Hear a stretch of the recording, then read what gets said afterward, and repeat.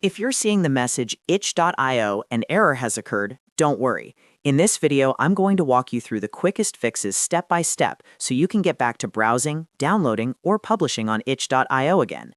This kind of error is usually caused by a temporary page issue, a weak internet connection, browser data problems, or a VPN interfering with the site. The good news is that most of the time, you can fix it in just a few minutes without needing any advanced troubleshooting. If this video helps, make sure to hit like and subscribe for more simple software and website tutorials. Alright, let's jump right in. First, refresh the page.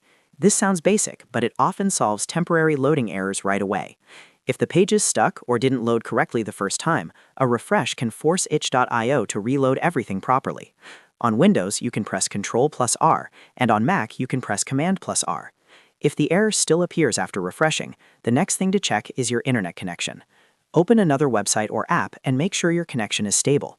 If your internet is slow or dropping in and out, itch.io may not be able to load the page correctly, which can trigger this error. If possible, switch from Wi-Fi to a more stable connection, or restart your router and try again. Now, if your connection looks fine, the next step is to log out and log back in to itch.io. Sometimes your session can get stuck or expire, and signing in again can reset that connection. To do that, go to itch.io, sign out of your account, then log back in using your usual credentials. After you sign back in, check whether the error message is gone.